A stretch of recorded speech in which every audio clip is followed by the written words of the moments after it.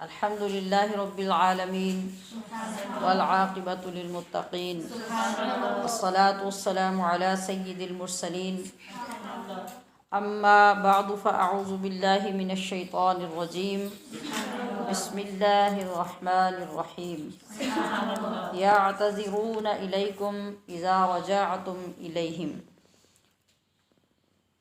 رب اشرح لی صدری ویسر لی امری واحلل عقدۃ من لسانی یفقہوا قولی الصلاۃ والسلام علیک یا سیدی یا رسول اللہ وعلی آلک واصحابک یا حبیب اللہ اللہم ارنا الحق حقا وارزقنا اتباعہ وارنا الباطل باطلا وارزقنا اجتنابہ اللہم انفعنا بما علمتنا وعلمنا ما ينفعنا وزدنا علما۔ ہم نغمہ قرآنی دنیا کو سنائیں گے، ہر فرد کو ہم اس کا دیوانہ بنا دیں گے۔ دیکھ لیجئے کسی دن ثبوت بھی لے لیا جائے گا جی۔ ہم نغمہ قرآنی دنیا کو سنا دیں گے، ہر فرد کو ہم اس کا دیوانہ بنا دیں گے، مگر اپنی طرف بھی توجہ کرنی پڑے گی نا، صرف دنیا کو نہیں بنانا۔ اور دنیا بنتی بھی کوئی نہیں، سیانی ہے دنیا۔ پہلے وہ دیکھتی ہے بھی جو بات کر رہا ہے اس بات میں کتنا اثر ہے اور اس کی اپنی ذات میں کتنا اثر ہے۔ آج ہمارے سامنے اس پارے میں 16 رکوع اور 5 آیات ہیں۔ 5 رکوع سورۃ التوبہ کے اور 11 رکوع سورہ یونس کے، جبکہ آخری 5 آیات سورہ ہود کی ہیں۔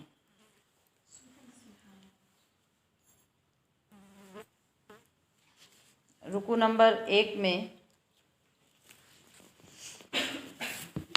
اللہ تبارک و تعالی نے اپنے رسول کو منافقین کے متعلق غیب کی خبر سے مطلع کیا ہے۔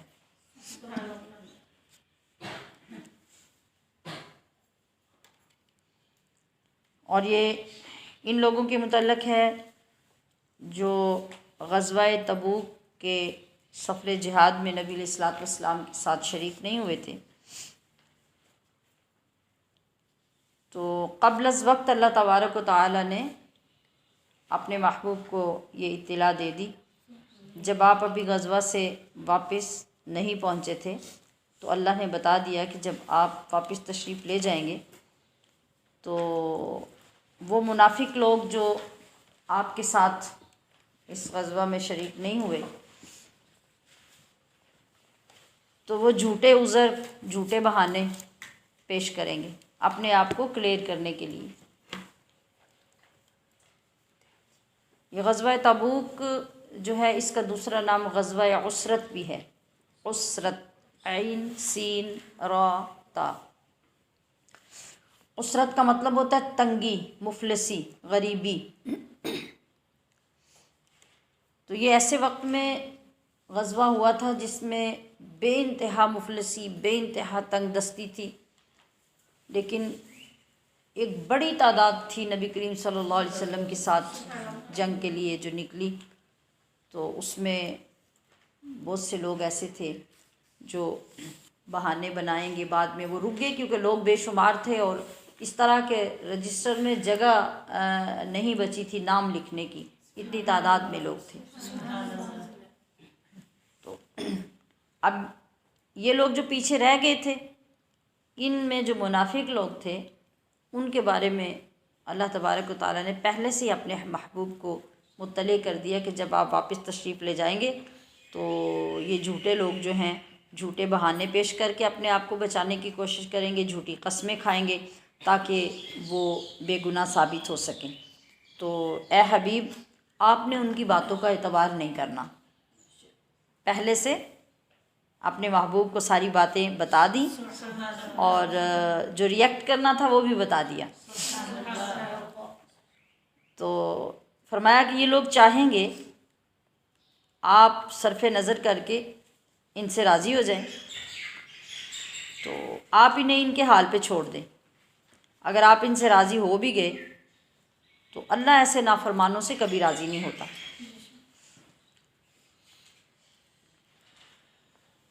اور رکوع نمبر 2 میں مخلص مومنین کی تعریف بیان کی گئی ہے، اور ایک مسجد بنائی گئی تھی جس کا نام مسجد ضرار رکھا گیا۔ عربی میں مسجد ضرار ضاد کے ساتھ، اردو لہجے میں ہم اس کو ضرار کہتے ہیں۔ اس کا ذکر دوسرے رکوع میں ہوا۔ فرمایا گیا کہ دین میں پہل کرنے والے اور نیکی میں آگے بڑھنے والے انصار و مہاجرین اور ان کے متبعین، یعنی جو ان کے پیچھے چلنے والے لوگ ہیں، ان سب کے لیے اللہ تعالیٰ نے جنت کی دائمی نعمتوں کی خوشخبری عطا فرما رکھی ہے، اور بہت بڑی کامیابی کی نوید ہے۔ ایسے لوگوں کی تعریف کی گئی ہے، کیسے لوگوں کی؟ جو غلطی کرنے کے بعد، یہ جملہ توجہ طلب ہے، اللہ کن لوگوں کی تعریف فرما رہا ہے؟ جو غلطی کرنے کے بعد اپنی غلطی کا اعتراف بھی کرتے ہیں اور اس کے ساتھ ساتھ نیک اعمال سر انجام دینے کی کوشش میں لگے رہتے ہیں تاکہ غلطی کا ازالہ ہو جائے۔ اور پھر یہ کہ قابل تعریف لوگ کون ہیں؟ جو غلطی کے بعد اکڑ نہیں جاتے، جھوٹ نہیں بولتے، انکار نہیں کرتے، بلکہ ان کی بڑائی، ان کی عزت، ان کی نجات کس چیز میں ہے کہ وہ اعتراف کر لیتے ہیں۔ اور اعتراف کر لینا ہی کامیابی کی بات ہے، اور اعتراف کر لینا ہی بڑائی کی بات ہے۔ تو ان کے لیے اللہ تبارک و تعالیٰ خوشخبری کیا عطا فرما رہا ہے، اور ان کا مقام کیا ذکر ہو رہا ہے کہ ایسے لوگوں کی توبہ اللہ تعالیٰ ضرور قبول فرماتا ہے۔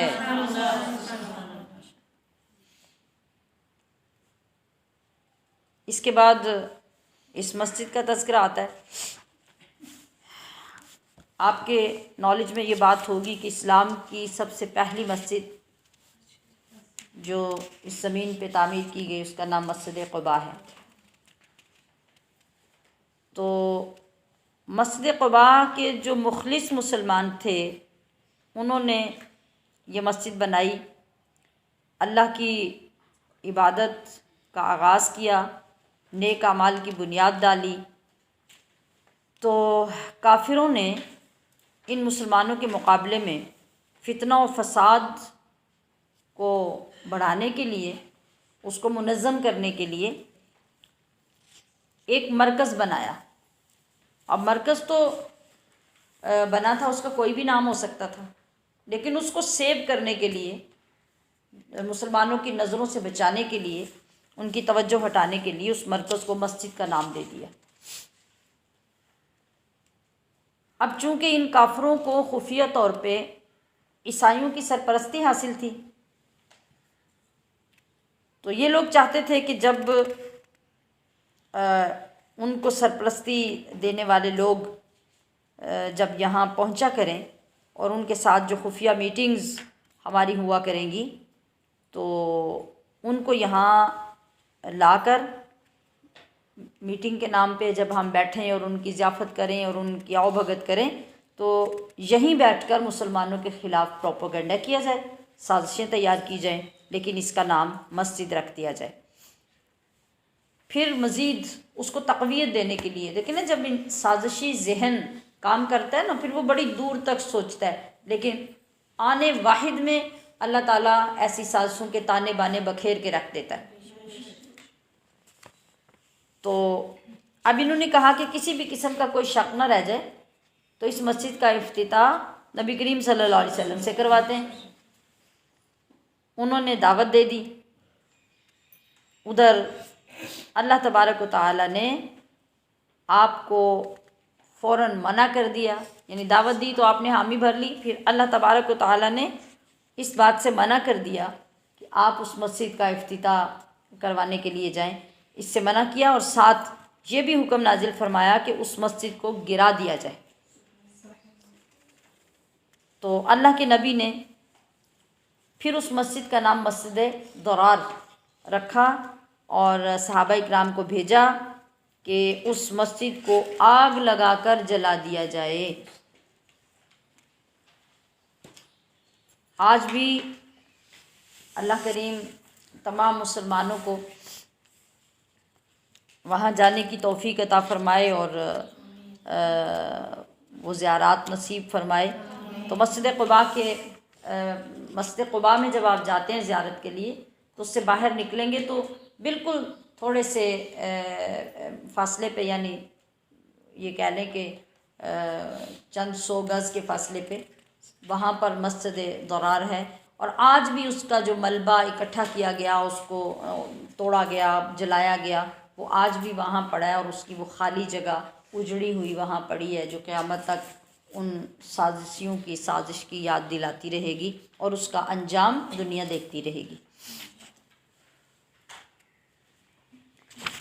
جی، تو معلوم کیا ہوا کہ اگر اسلامی معاشرے میں کچھ شر پسند عناصر فتنے کی غرض سے، فساد پیدا کرنے کی غرض سے کسی چیز کو مقدس نام دے کر بھی بنائیں تو اس کا تقدس تسلیم نہیں کرنا چاہیے، بلکہ اگر واضح ہو جائے کہ وہ فتنہ اور فساد کا گڑھ ہے تو اس کو ختم کر دینا چاہیے، جیسا کہ اللہ پاک نے نبی علیہ الصلوۃ والسلام سے کروایا۔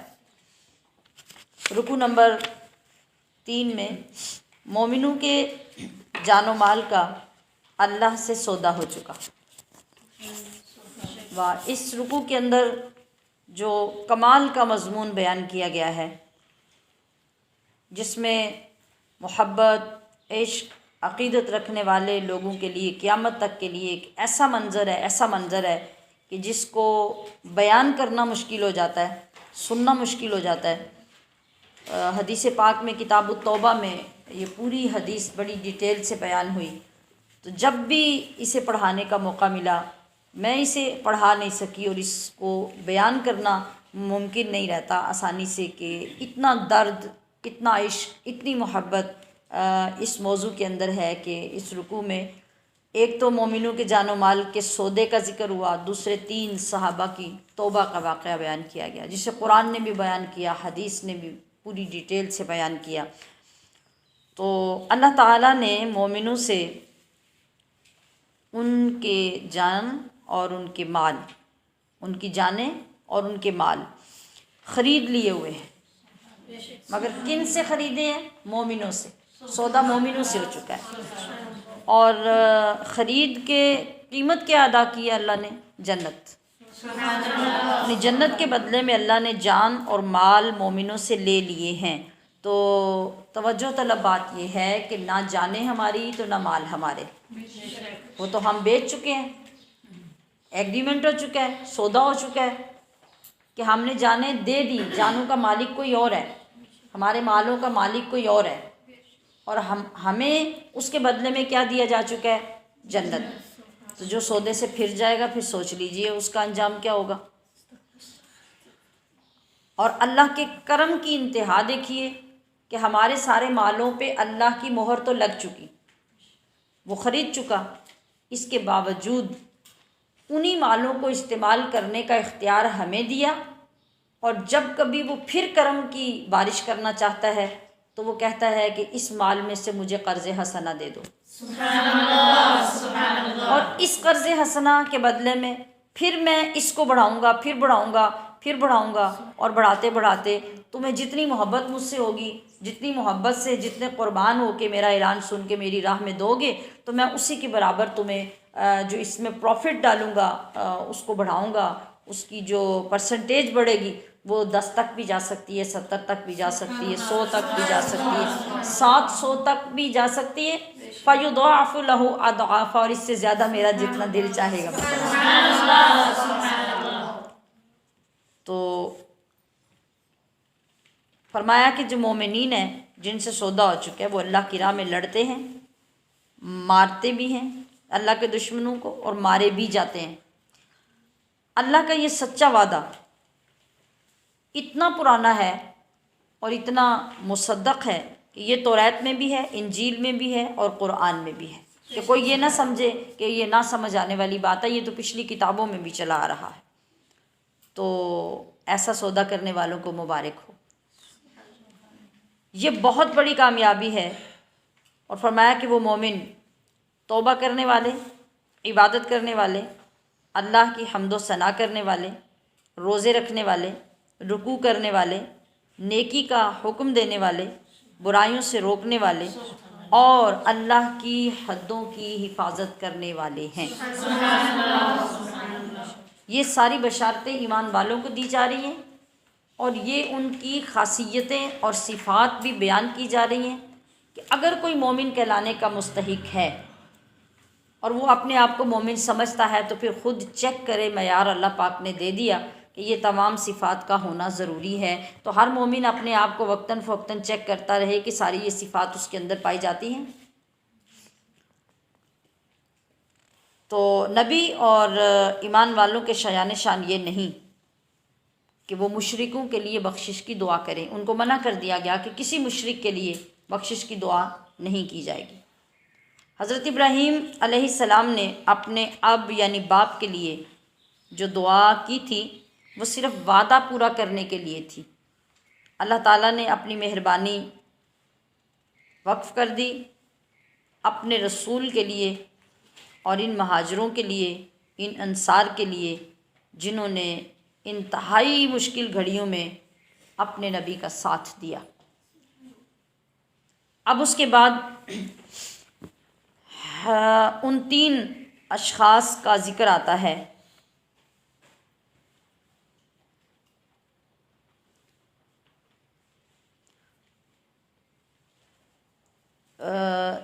جو حضرت کعب بن مالک ہیں، مرارہ بن ربیع ہیں اور ہلال بن امیہ ہیں۔ یہ تینوں صحابی ہیں۔ ان کی توبہ کی قبولیت کا مکمل واقعہ یہاں اس آیت کے اندر آتا ہے۔ یہ وہ لوگ تھے جو غزوہ تبوک میں نبی کریم صلی اللہ علیہ وسلم کے ساتھ نہیں جا سکے تھے۔ ابھی پیچھے ذکر آیا نا کہ غزوہ تبوک میں ایک بہت بڑا لشکر آپ صلی اللہ علیہ وسلم کے ساتھ صحابہ اکرام کا تیار ہوا اور یہ سب لوگ نکلے، اور یہ ایسا غزوہ تھا کہ جب پہلے نکلنا ہوتا اور میٹنگز ہوتی اور تیاری کا حکم ہوتا تو نبی کریم صلی اللہ علیہ وسلم ایگزیکٹ لوکیشن نہیں بتایا کرتے تھے۔ یعنی یہ ایک حکمت ہوتی تھی، جنگی حکمت، اور وضاحت نہیں ہوتی تھی بالکل کہ کس طرف جانا ہے، کدھر نکلنا ہے۔ یہ ساری چیزیں کوڈ ورڈز میں بیان کی جاتی ہیں۔ لیکن یہ ایسا غزوہ تھا چونکہ بہت دور کا سفر تھا، حالات بہت تنگی کے تھے، اس لیے جتنی ممکن تیاری ہو سکتی تھی صحابہ کو وہ کر کے نکلنا تھا۔ لہٰذا پہلے سے آپ صلی اللہ علیہ وسلم نے واضح طور پہ ہر چیز کو کھول کے بیان کر دیا اور بھرپور تیاری کرنے کا حکم دیا گیا۔ تو بڑے زور و شور سے جو تیاریاں ہوئیں، جو بہت غریب تھے ان کی دوسرے لوگ ہیلپ کر رہے تھے، اور جو غریبی کی حالت میں تھا وہ اسی حالت میں اٹھ کے تیاری کے لیے چل رہا تھا۔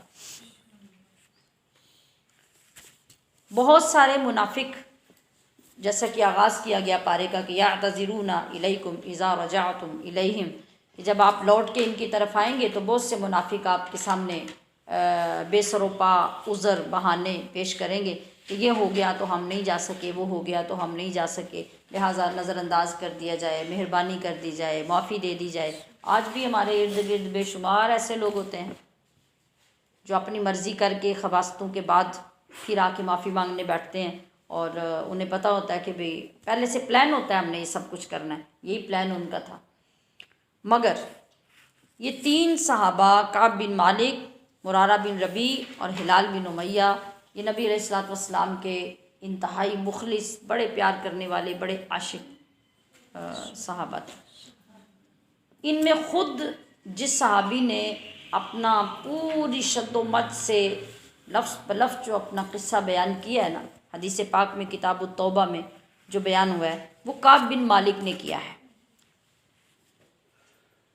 تو توبہ میں شامل تو یہ تینوں تھے، مطلب یہ تینوں شریک نہیں ہوئے، اور ان کی خاصیت یہ تھی کہ دیگر منافقین کی طرح نبی علیہ الصلوۃ والسلام جب تشریف فرما ہوئے واپس تو انہوں نے کوئی ہیر پھیر نہیں کی، کوئی جھوٹ نہیں بولا، کوئی عذر نہیں پیش کیا، وضاحت سے بتا دیا کہ یا رسول اللہ بس سوائے ہماری سستی اور کاہلی کے اور کوئی عذر نہیں ہے۔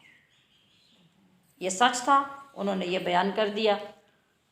تو کعب بن مالک کہتے ہیں کہ جس وقت قافلہ نکلا لشکر تیار ہو کے، تو میں اس وقت اتنا امیر تھا کہ اس سے پہلے کبھی مال و دولت کی کثرت میرے پاس نہیں ہوتی تھی جتنی اس وقت تھی۔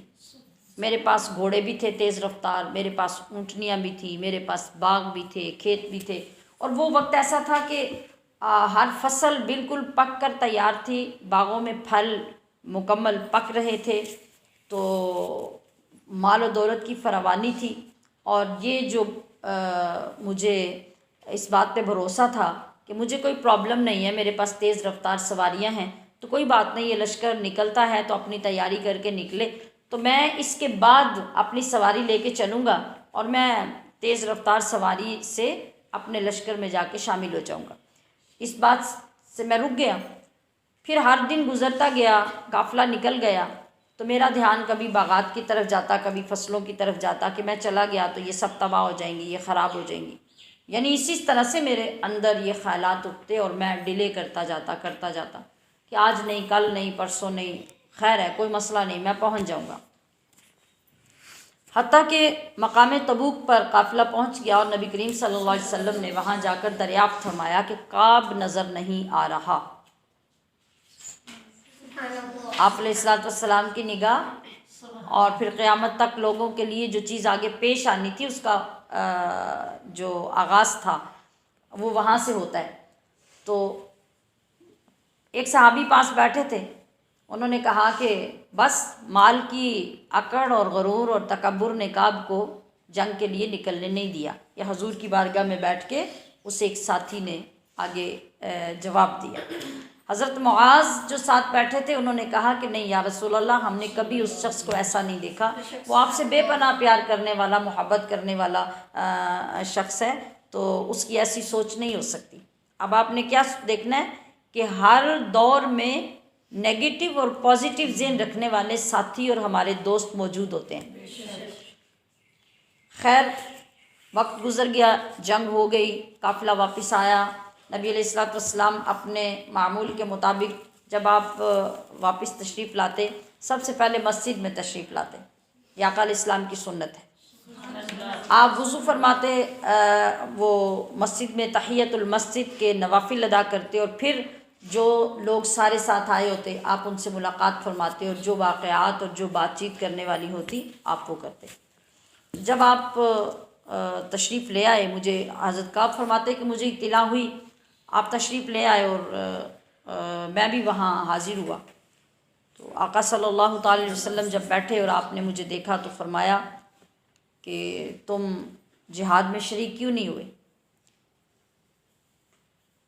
تو میں گویا ہوا، میں نے عرض کی یا رسول اللہ، اگر اس وقت میں کسی دنیا دار کے سامنے بیٹھا ہوتا تو اللہ نے مجھے اتنی صلاحیت دی ہے کہ میں اپنی باتوں کے ہیر پھیر سے سامنے والے بادشاہ بھی ہوتے تو ان کو مطمئن کر لیتا اور میں بچ جاتا، لیکن میں اس وقت اللہ کے محبوب کی بارگاہ میں،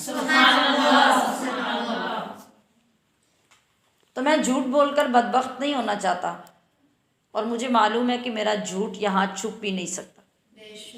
تو سچی بات یہ ہے کہ مجھے کوئی عذر نہیں تھا، کوئی پرابلم نہیں تھا، بس میری سستی اور کاہلی نے آج کل کرتے کرتے مجھے اس سعادت سے محروم کر دیا۔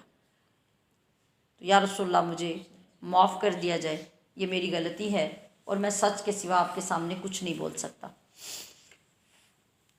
آپ صلی اللہ تعالی علیہ وسلم نے حضرت کعب کے چہرے کی طرف دیکھا اور رخ پھیر لیا۔ حضرت کعب فرماتے ہیں کہ بس اس وقت مجھے لگا کہ میرا کلیجہ چیر کر کسی نے نکال دیا۔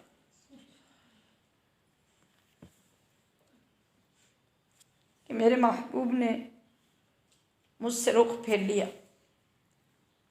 پھر آپ نے فرمایا کہ تمہارا فیصلہ میں نہیں کروں گا، تمہارا فیصلہ اللہ کرے گا، اور مجھے اپنے سامنے سے اٹھا دیا۔ صحابہ میں اعلان فرما دیا کہ آج کے بعد کوئی شخص کعب سے گفتگو نہیں کرے گا، کوئی اس سے بات چیت نہیں کرے گا۔ فرماتے ہیں کہ رسول اللہ صلی اللہ علیہ وسلم کے اس فرمان کے بعد میرے ساتھیوں نے مجھے بلانا چھوڑ دیا، کوئی مجھ سے بات نہیں کرتا، کوئی مجھے سلام نہیں لیتا، میرے سلام کا کوئی جواب نہیں دیتا۔ مسجد میں آتا ہوں تو حضور بھی میرے سلام کا جواب نہیں دیتے، میں سلام کر کے آقا علیہ الصلوۃ والسلام کے مبارک ہونٹوں کی طرف دیکھتا ہوں کہ شاید محبوب کے ہونٹ ہلیں اور آہستہ سے میرے سلام کا جواب دیں، لیکن محبوب کے ہونٹ نہیں ہلتے، حضور میرے سلام کا جواب بھی نہیں دیتے۔ فرماتے ہیں کہ جب میں نماز پڑھتا تو میں نماز کے دوران یہ جاننے کی کوشش کرتا کہ کیا میری نماز میں بھی حضور میری طرف دیکھتے ہیں کہ نہیں۔ تو جس وقت میں نماز پڑھ رہا ہوتا رسول اللہ صلی اللہ علیہ وسلم میری طرف دیکھتے، اور جب میں نماز پڑھ کے فارغ ہو جاتا تو رسول اللہ میری طرف سے منہ پھیر لیتے۔ یہ کس بات کی علامت تھی؟ کہ اللہ کے نبی بھی کعب سے پیار کرتے تھے، اور یہ سلسلہ چلتا رہا۔ کہتے ہیں کہ میں جب اٹھا یہ ساری گفتگو کے بعد اور اس اعلان کے بعد، تو میں نے ساتھیوں سے پوچھا کہ یہ معاملہ صرف میرے ساتھ پیش آیا ہے یا کوئی اور ساتھی بھی ایسے ہیں جن کے ساتھ ایسا ہوا؟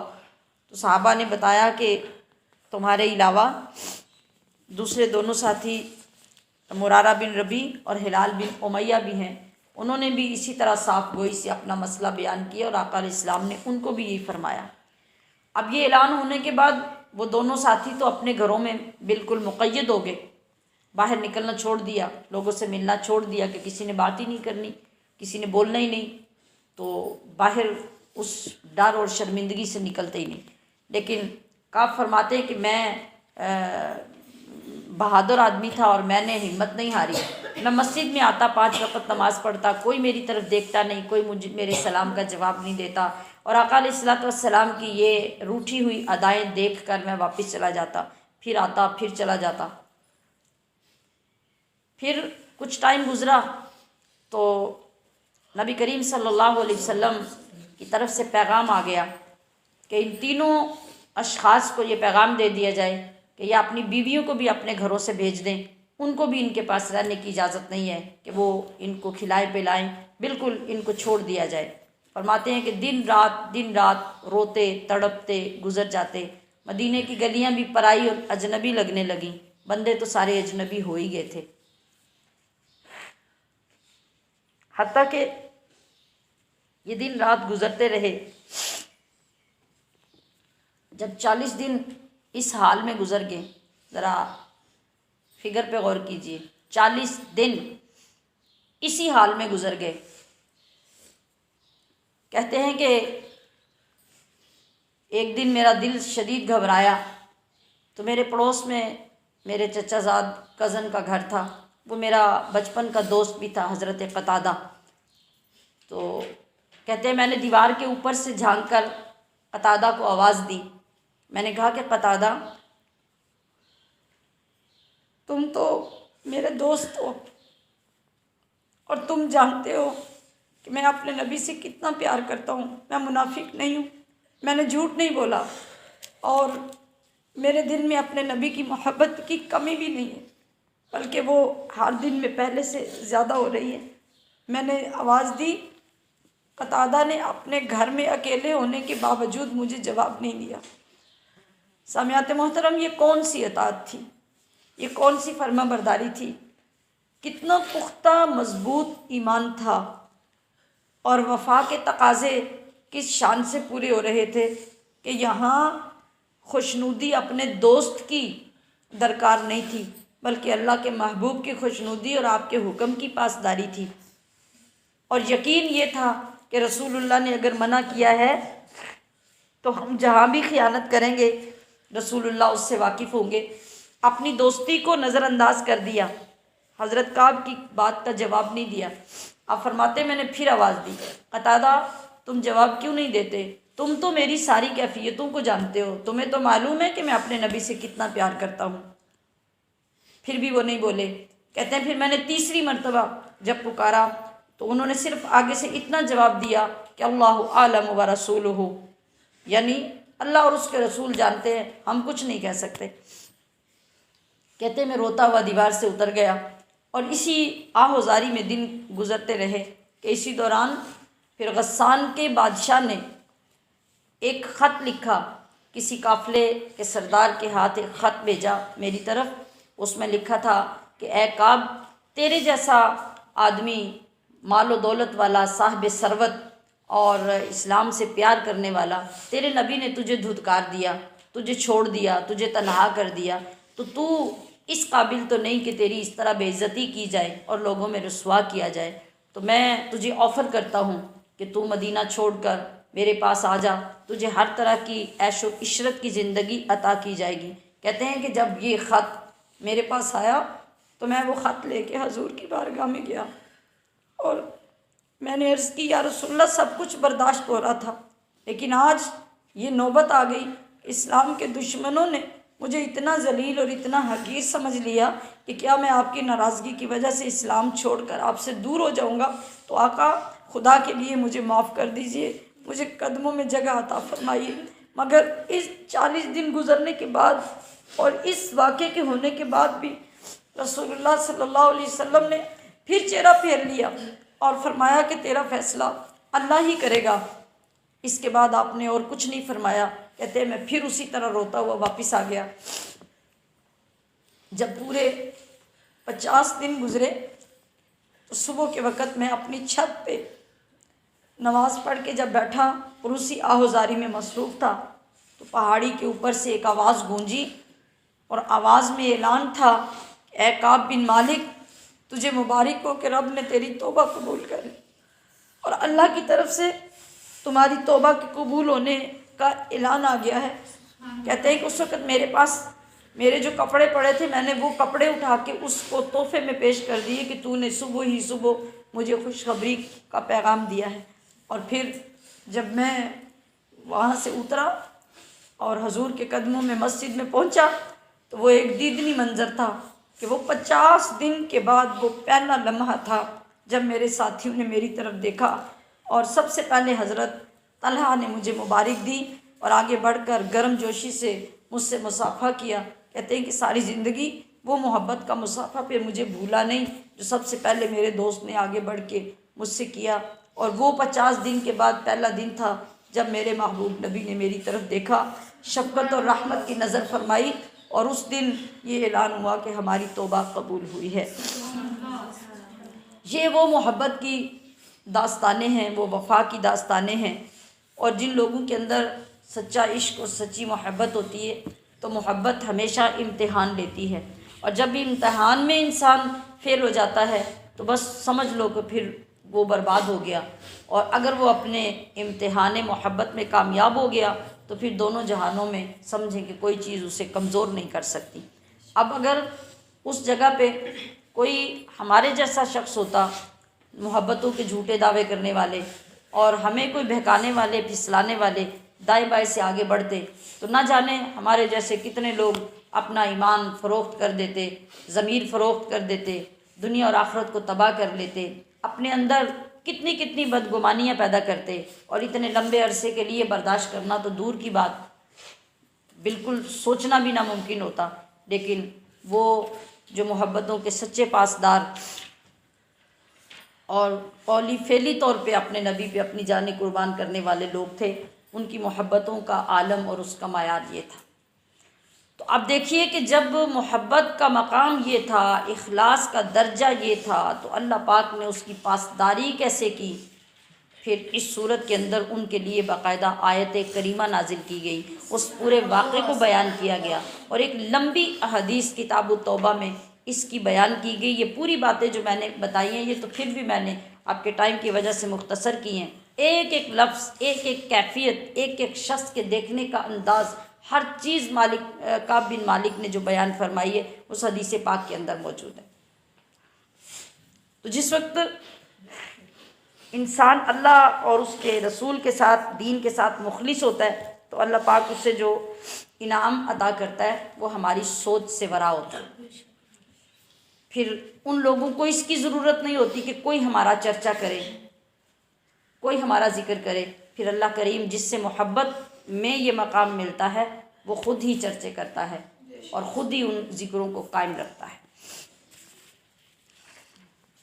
پھر اگلے رکوع میں رکوع نمبر 4 میں ارشاد فرمایا گیا کہ سچوں کا ساتھ اختیار کرو، یعنی اے ایمان والو اللہ سے ڈرو اور سچے لوگوں کے ساتھ رہو۔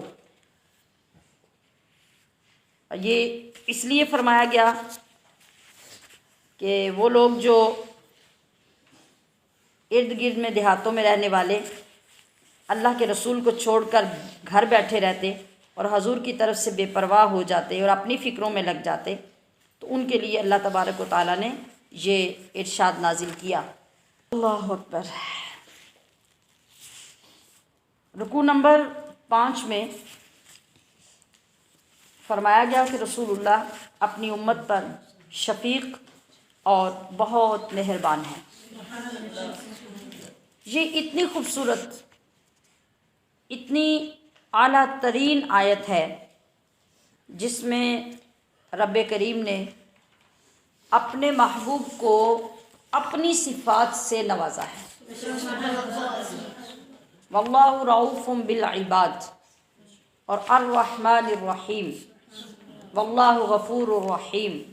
مختلف مقامات میں اللہ پاک نے یہ صفات اپنے لیے ذکر فرمائی ہیں، اور یہی صفات اللہ تبارک و تعالیٰ نے اپنے محبوب کو عطا کی، اور پوری تاریخ انبیاء میں اس سے قبل ایسا نہیں ہوا کہ یہ صفات اللہ نے کسی نبی کو عطا کی ہوں۔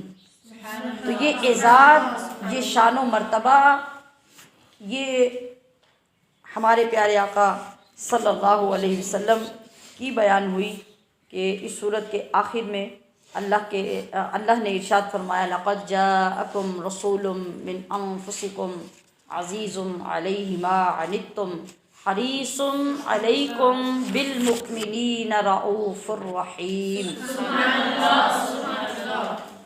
یہ خاص اپنی صفات اللہ پاک نے اپنے نبی کو عطا کی، اور کس کے لیے عطا کی ذرا یہ سوچئے،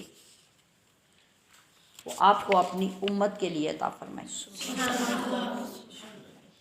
یعنی اس نبی کی شان یہ ہے، یہ مسلمانوں کی تکلیف سے رنجیدہ ہو جاتے ہیں اور انہیں فائدہ پہنچانے کے لیے ہر وقت حریص رہتے ہیں، اور پھر ساتھ اللہ کی وحدانیت کے اعلان کے ساتھ ہی اللہ تعالیٰ نے عرش عظیم کا ذکر کیا اور فرمایا کہ عرش عظیم کے رب پر توکل رکھنا یہ ایمان والوں کی کامیابی کی دلیل ہے، اور اسی سے ان کو کامیابی نصیب ہوتی ہے۔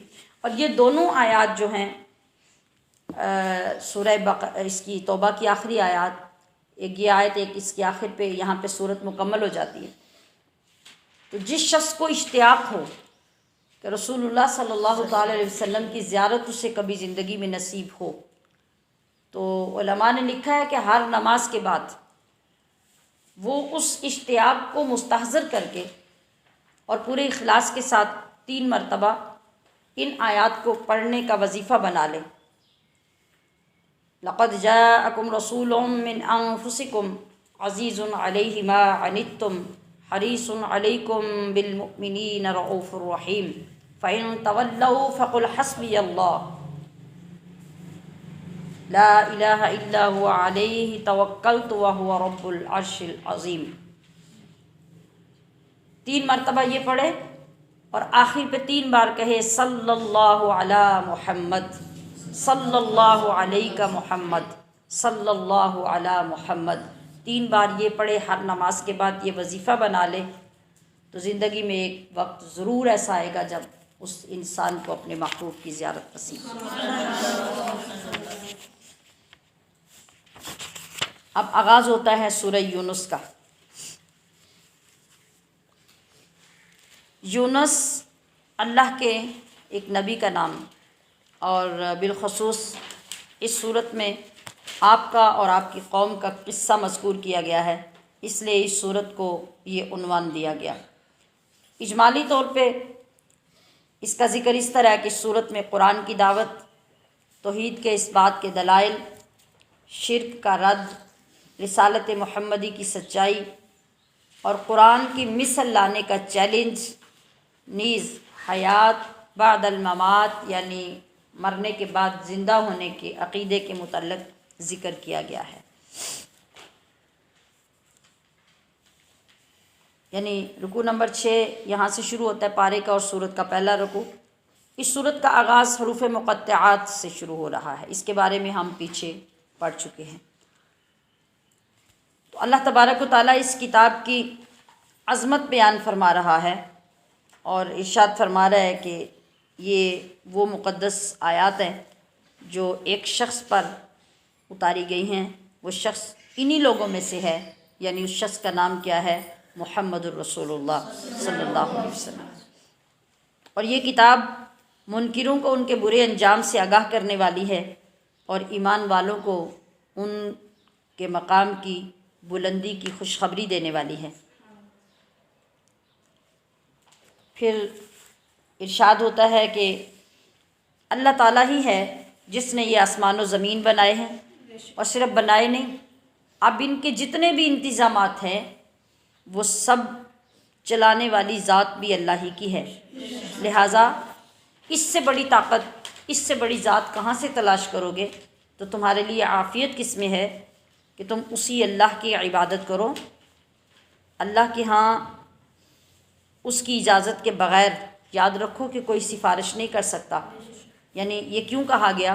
یہ کہتے تھے کہ ہم مانتے تو اللہ کو ہیں، لیکن جو ہمارے بت ہیں یہ ہمارے سفارشی ہیں، یہ اللہ کے ہاں ہمیں بچا لیں گے، ہمارے آگے سپورٹ بن جائیں گے۔ ان کے جواب میں یہ فرمایا گیا کہ اللہ کی اجازت کے بغیر اللہ کی بارگاہ میں کوئی سفارش بھی نہیں کر سکتا، یعنی زبردستی دھونس سے اللہ سے کوئی بات کوئی منوانے والی مخلوق نہیں ہے۔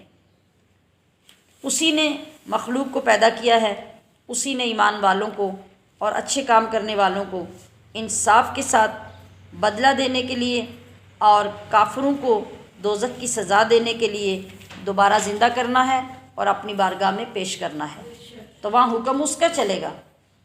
ان الحکم الا للہ، ہاں جن کو وہ اجازت دے گا، جیسا کہ حدیث مبارکہ میں ہم نے پڑھا کہ قرآن بھی سفارش کرے گا، رمضان بھی سفارش کرے گا، حجر اسود بھی سفارش کرے گا، معصوم بچے ماں باپ کے بھی سفارش کریں گے، اللہ کے ولی بھی سفارش کریں گے، اور شفاعت کبریٰ خود رسول اللہ صلی اللہ علیہ وسلم۔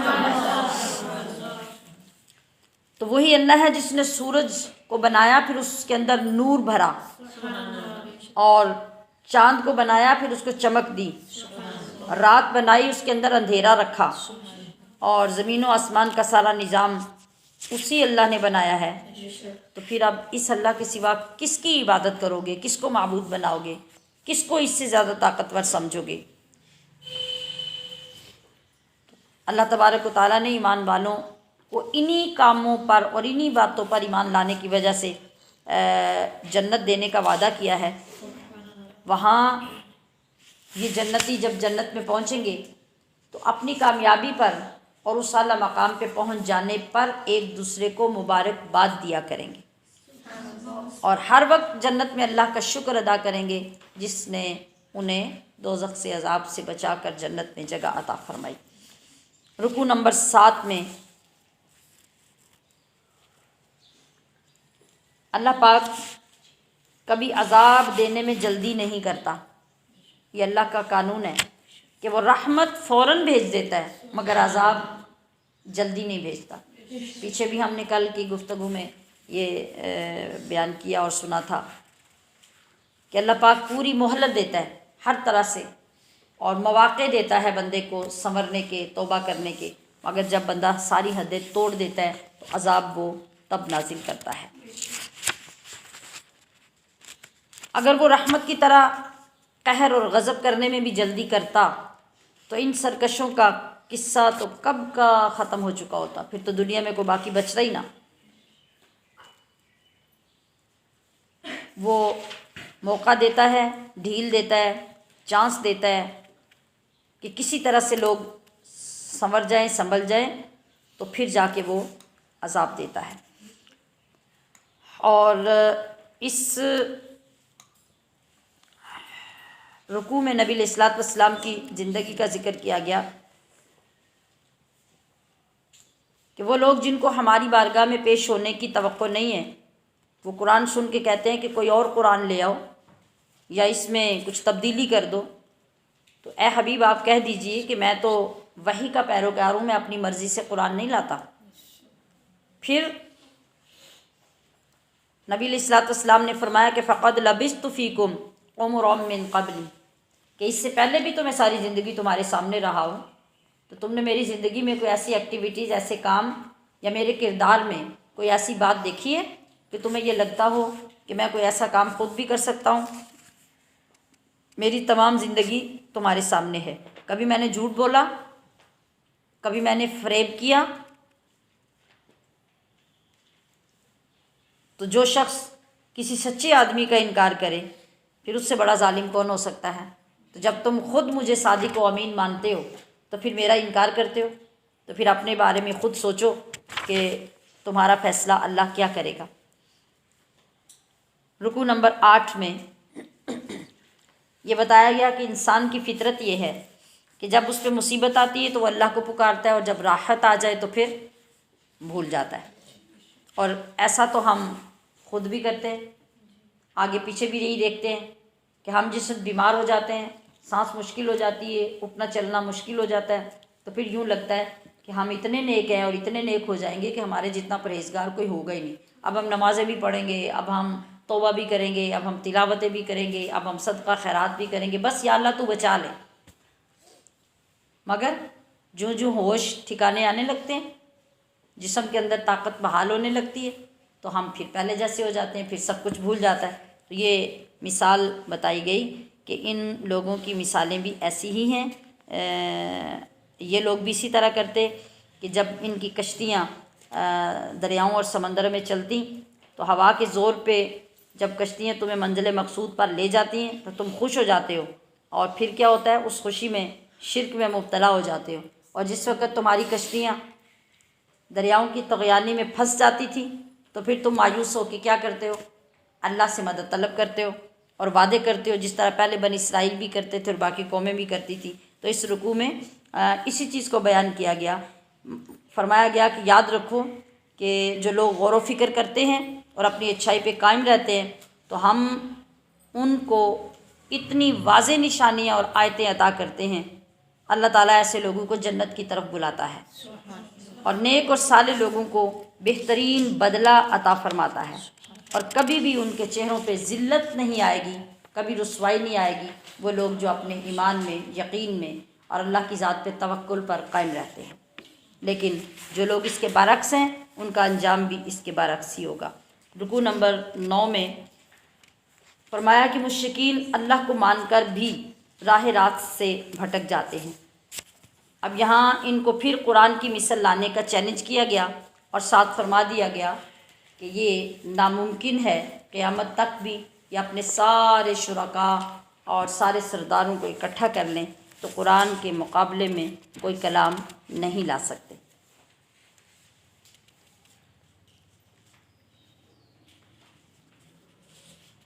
یعنی فرمایا گیا کہ آپ ان سے پوچھئے کہ تمہیں رزق کون دیتا ہے، تمہارے کان اور تمہاری آنکھیں کس نے بنائی ہیں، اور دنیا میں بے جان چیزوں میں سے جانداروں کو کون پیدا کرتا ہے، اور جانداروں میں سے بے جان کون نکالتا ہے، کائنات کا یہ سارا نظام کون چلا رہا ہے۔ تو یہ مانتے تھے کہ یہ اللہ ہی چلاتا ہے، مگر اس کے باوجود نبی کے حسد اور بغض کی وجہ سے انکار کر دیتے۔ تو پھر انہیں چیلنج کیا گیا کہ اگر تمہیں اس بات پہ انکار ہے تو 114 صورتیں تو میں نے اتاری ہیں نا، تو تم ایک صورت لے آؤ تو ہم مان لیں تمہاری قابلیت کو اور تمہارے عقیدے کو کہ تم جو کہہ رہے ہو وہ ٹھیک کہہ رہے ہو۔ رکوع نمبر 10 میں منکرین پر عذاب الہی کی مختلف صورتیں بیان کی گئی ہیں۔ یعنی فرمایا کہ اے نبی صلی اللہ علیہ وسلم، اگر یہ لوگ آپ کی بات نہیں مانتے تو آپ کہہ دیجئے کہ تم پھر اپنا کام کرو، جو تم نے کرنا ہے وہ کرتے رہو، تو مجھے اپنا فرض ادا کرنے دو، مجھے اپنے رب کا فرض ادا کرنا ہے۔ فرمایا کہ یہ لوگ آپ کی باتوں کی طرف کان تو لگاتے ہیں، یہ غور سے سنتے ہیں، مگر سننے کے باوجود سمجھنا نہیں چاہتے۔ تو وہ مثل مشہور ہے نا کہ کسی سوتے کو تو جگا لیں تو جاگتے کو کون جگائے؟ تو جو جان بوجھ کے بہرا بن جائے، جان بوجھ کے جو ماننا نہ چاہے، تو آپ اسے کیسے منوا سکتے ہیں؟ تو ان لوگوں کی حالت یہ ہے کہ یہ سمجھتے بھی ہیں، یہ سنتے بھی ہیں، مگر ماننا نہیں چاہتے، یہ دل کے اندھے ہیں۔ تو جو دل کا اندھا ہے وہ آنکھوں سے دیکھتا بھی رہے گا تو اس کو کیا فائدہ ہوگا؟ یہی وجہ تھی نا کہ ابو جہل آیا تو اس نے کہا معاذ اللہ کہ یا رسول اللہ، اے محمد آپ کتنے بدصورت ہیں۔ تو آپ نے فرمایا کہ تم نے سچ کہا۔ حضرت ابو بکر صدیق آئے تو آ کے کہا یا رسول اللہ آپ کتنے حسین ہیں، کتنے خوبصورت۔ آپ نے فرمایا کہ تم نے سچ کہا۔ تو وہاں اس بارگاہ میں جو نظر کام آتی ہے وہ یہ سر کی نظر کام نہیں آتی، دل کی نظر کام آتی ہے۔ تو وہ جان بوجھ کے اگر کوئی بند کر لے گا تو اسے ہدایت کون دے گا؟ تو جو لوگ اسی روش پہ چلتے رہیں گے ان کے لیے عذاب الہی کے سوا اور کوئی چیز نہیں ہوگی۔ رکوع نمبر 11 میں فرمایا گیا کہ یہ قرآن جو تمہارے ہاتھوں میں ہے، جو جبریل لے کے آتے ہیں، جو میرے نبی تمہیں سناتے ہیں، یہ قرآن نصیحت ہے، یہ قرآن ہدایت ہے، یہ قرآن رحمت ہے، اور یہ قرآن ایمان والوں کے لیے شفا بنا کے نازل کیا گیا ہے۔ تو آپ ان لوگوں سے کہہ دیجئے کہ اللہ کے فضل اور رحمت ملنے پر تمہیں خوش ہونا چاہیے۔ قل بفضل اللہ وبرحمتہ فبذلک فلیفرحوا ھو خیر مما یجمعون۔ یعنی اپنی طرف سے اللہ کے رزق کو حلال اور حرام ٹھہرانے والے اس بات سے ڈریں کہ کل کو اللہ کے حضور کیا منہ دکھائیں گے۔ اللہ تو لوگوں پر مہربان ہے لیکن بہت سے لوگ اس کا شکر ادا نہیں کرتے۔ رکوع نمبر 12 میں نبی کو، صحابہ کو اور اولیاء کو اللہ کی طرف سے عظیم بشارت دی گئی ان کے مرتبوں کے مطابق۔ ان کو تسلی دی گئی کہ اے نبیوں کی جماعت، اے صحابہ کی جماعت، اے میرے ولیوں کی جماعت، اللہ کریم ہر قدم پر تمہارے ساتھ ہے۔ الا ان اولیاء اللہ لا خوف علیہم ولا هم یحزنون۔ یعنی نہ مستقبل میں انہیں کوئی خوف ہے، نہ ماضی کا کوئی غم ہے، نہ حال میں کوئی پریشانی ہے، اور اگر حال میں کوئی پریشانی ہے بھی تو مستقبل ان کا مضبوط ہے، اور وہ اللہ کی طرف سے مضبوط ساتھ ان کو حاصل ہے۔ دنیا میں بھی خوشخبری ہے اور آخرت میں بھی خوشخبری ہے۔ اگلے رکوع میں یعنی رکوع نمبر 13 میں حضرت نوح علیہ السلام اور موسیٰ علیہ السلام کی اپنی قوموں کو حق کی دعوت کا ذکر کیا گیا۔ مطلب نوح علیہ السلام نے اپنی قوم کے لوگوں سے فرمایا تھا کہ اگر تمہیں میری باتیں اور میرا وجود اچھا نہیں لگتا تو یاد رکھو میرا بھروسہ تو میرے اللہ پر ہے، جاؤ پھر میرے خلاف جو کر سکتے ہو وہ کر لو، میں تم سے کچھ نہیں مانگتا۔ لا اسألکم علیہ اجرا، یہ سارے نبی کہتے رہے اپنی امتوں سے، یہی انہوں نے بھی فرمایا کہ میں صرف اللہ کا فرما بردار ہوں، مجھے اس دعوت پر، اس تبلیغ پر اور پیغام حق پہنچانے کے بدلے میں تم سے کچھ طلب نہیں کرنا۔ لوگوں نے حضرت نوح علیہ السلام کی بات نہیں مانی تو پھر آپ کو یاد ہوگا تاریخ میں کیا ہوا، پھر پوری دنیا میں اللہ نے کیا کیا، طوفان نوح بھیجا، زمین نے بھی پانی اگلا، آسمان نے بھی پانی برسایا، اور پھر نوح علیہ السلام کے دشمنوں کو غرق کر دیا گیا اور نوح علیہ السلام کو اپنے ماننے والوں کے ساتھ بچا لیا گیا۔ پھر انبیاء کرام آتے رہے حضرت نوح علیہ السلام کے ساتھ، اور ایک وقت میں جا کے ہم نے موسیٰ اور ہارون علیہ السلام کو بھیجا جو فرعون کی طرف آئے، تو وہ فوراً ان کی بات اور ان کی دعوت سن کر بولا کہ تم تو جادوگر ہو، اور موسیٰ علیہ السلام نے فرمایا کہ یہ حق ہے، یہ جادوگری نہیں ہے۔ جادوگر حق کے مقابلے میں کبھی کامیاب نہیں ہو سکتا۔ اور پھر موقع پر یہ ساری دنیا نے دیکھ لیا کہ جادوگر جو بڑے بڑے ماہر جادوگر تھے وہ ناکام ہوئے، اور موسیٰ علیہ السلام کو اللہ نے کامیابی عطا فرمائی۔ رکوع نمبر 14 میں حضرت موسیٰ علیہ السلام کی استقامت اور فرعون کے انجام کا ذکر کیا گیا۔ اس کو اگر ہم شارٹ کر کے آگے بھی گزر جائیں تو ٹھیک ہوگا، کیونکہ یہ ساری بات ہم جمعے کے دن پیچھے بیان ڈیٹیل سے کر چکے ہیں کہ آخر پہ کیا ہوا۔ فرعون کو اللہ نے دریائے نیل میں پورے لشکر کے ساتھ غرق کر دیا، اور موسیٰ علیہ السلام کو اور ان کی قوم کو اللہ پاک نے ان کی استقامت کی وجہ سے بچا لیا۔ پھر رکوع نمبر 15 میں قوم یونس کو بیان کیا گیا ہے کہ وہ اس لحاظ سے خوش بخت قوم تھی کہ عذاب کو دیکھ کر عذاب نازل ہونے سے پہلے وہ ڈر گئی اور ایمان قبول کر لیا، تو اللہ تعالیٰ نے ان کو عذاب سے بچا لیا۔ تو مسلمانوں کو یہ تلقین کی گئی کہ مخالفین کا شور شرابہ سن کے اور ان کی مخالفت تم کو قرآن مجید کے بارے میں کسی شک میں نہ ڈالے۔ یہ کتاب بالکل حق ہے، اور انصاف پسند اہل کتاب یعنی عیسائی اور یہودی جو صحیح اپنے مذہب پہ چلنے والے ہیں وہ بھی مانتے ہیں کہ یہ کتاب سچ ہے۔ یہ تو جو تعصب والے اناج پرست جو لوگ ہیں اور فساد پیدا کرنے والے لوگ جو ہیں وہ اس کا انکار کر رہے ہیں۔ حقیقت میں تو ان کے علماء بھی مانتے ہیں کہ کتاب سچی کتاب ہے اور اللہ کی کتاب ہے۔ جس طرح یونس علیہ السلام کی قوم پر ان کی برائیوں اور بدعمالیوں کی وجہ سے اللہ نے عذاب نازل کیا، جب عذاب کی علامات انہوں نے دیکھی تو اس وقت عذاب کے نازل ہونے سے پہلے ہی انہوں نے معافی مانگ لی، ایمان لے آئے، تو اللہ پاک نے ان کے گناہ معاف کر دیے اور انہیں عذاب سے بچا لیا۔ تو اللہ تعالیٰ چاہتا ہی ہے کہ لوگ خود ایمان لے آئیں، تو جو لوگ ایمان لے آئیں یا ایمان کا وعدہ کر لیں تو اللہ ان کو عذاب کیوں دے گا۔ رکوع نمبر 16 میں مخالفین کے لیے محبوب خدا صلی اللہ علیہ وسلم کا فیصلہ کن اعلان جو اللہ پاک نے کروایا، اس صورت کے آخر میں آپ کی زبان مبارک سے یہ فیصلہ کن اعلان ہوا کہ اگر کسی کو میرے دین کے بارے میں شک ہے تو وہ سن لے کہ جن بتوں کو یا جن دیگر مخلوقات کو تم پوجتے ہو میں انہیں بالکل نہیں پوجتا، میں تو صرف اللہ واحد کی عبادت کروں گا۔ اب نفع اور نقصان یہ تو اللہ کے سوا کسی کے اختیار میں نہیں ہے۔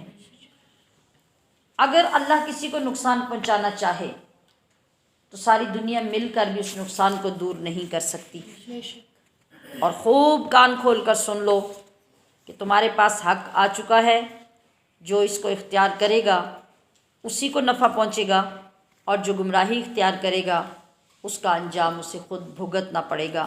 یہ فائنلی اللہ کے نبی نے آخر پہ جا کر اعلان فرما دیا اور فرمایا کہ میں تم پر نگران نہیں ہوں بلکہ میں تو مبلغ ہوں، وما علیہ الا البلاغ، جو اللہ نے میری ڈیوٹی لگائی میں تم تک وہ پہنچا رہا ہوں۔ جی اب اس کے بعد اس پارے کا آخری رکوع سورت ہود میں آتا ہے، بلکہ چند آیتیں جو آخری رہ گئی ہیں 70ویں رکوع کی۔ یہاں آخری صفحے پر سورت ہود شروع ہوتی ہے۔ یہ ہود بھی اللہ کے ایک نبی کا نام ہے۔ یہ سورت مکی ہے اور یہ سورت حضرت ہود علیہ السلام اور آپ کی قوم کے تذکرے کی وجہ سے اسی نام سے معروف ہوئی اور اسی نام سے اس کو عنوان دیا گیا۔ اس میں مرکزی موضوع جو ہے سورہ ہود میں وہ رسالت کا موضوع ہے، اور خاص طور پہ اس صورت میں ان 6 نافرمان قوموں کا ذکر کیا گیا ہے جن پہ اللہ نے پے در پے عذاب نازل کیے، وہ اس صورت میں ذکر آئیں گے۔ اب اس صورت کے بارے میں سنیے کہ حضرت ابن عباس رضی اللہ تعالی عنہ فرماتے ہیں کہ حضرت ابوبکر صدیق نے فرمایا، ایک مرتبہ حضور کے پاس بیٹھے، حضور کو دیکھا تو عرض کیا کہ یا رسول اللہ آپ بوڑھے ہو گئے ہیں، یعنی چند بال آپ کی ریش مبارک میں اور سر مبارک میں جو سفید نظر آتے، اور ویسے آپ کی نقاہت بدنی کی وجہ سے کہا کہ یا رسول اللہ آپ بوڑھے ہو گئے. تو فرمایا مجھے سورہ ہود، سورہ واقعہ، سورہ مرسلات، سورۃ عما یتساءلون اور سورۃ اذا الشمس کورت نے بوڑھا کر دیا. جملے کی سمجھ آئی؟ نہیں آئی؟ ان صورتوں کے اندر جو مضامین ہیں اللہ کے عذاب کے، قیامت کے، لوگوں کے انجام کے، اللہ کے غضب کے، تو آپ نے فرمایا کہ ان صورتوں کے اندر جو یہ اذکار آئے ہیں، ان اذکار نے، ان موضوعات نے مجھے بوڑھا کر دیا. اپنی امت کا غم اس حد تک لاحق ہے کہ جب اللہ تبارک و تعالیٰ نے شفاعت کا وعدہ بھی فرما رکھا ہے، اس کے باوجود غم کا عالم یہ ہے کہ آپ فرما رہے ہیں کہ ان صورتوں کی وجہ سے مجھے بڑھاپا آ گیا.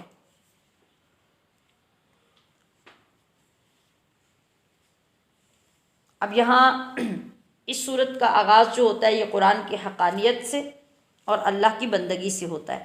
فرمایا گیا کہ قرآن کریم ایک حق اور سچ پر مبنی کتاب ہے، یہ مفصل کتاب ہے اور حکمتوں سے بھری ہوئی کتاب ہے. پھر اللہ تعالیٰ کی توحید کا بیان، پھر توبہ استغفار کی تلقین کی گئی، اور آخرت کے یوم حساب کی یاد دلائی گئی بندوں کو کہ وہ کسی وقت بھی نہ بھولیں کہ آخر پہ تمہیں اللہ کے حضور پیش ہو کر اپنے اعمال کا حساب دینا ہے. اور یہ بھی ہمیشہ یاد رکھو کہ اللہ تعالیٰ کے علم کی وسعت اس قدر ہے کہ وہ ہر خفیہ اور اعلانیہ چیزوں کو جانتا ہے، بلکہ سینوں کے اندر چھپے ہوئے بھید بھی اس کے علم سے باہر نہیں ہیں، ان کو بھی وہ جانتا ہے، یعنی علیم بذات الصدور ہے. وما علی الا البلاغ المبین.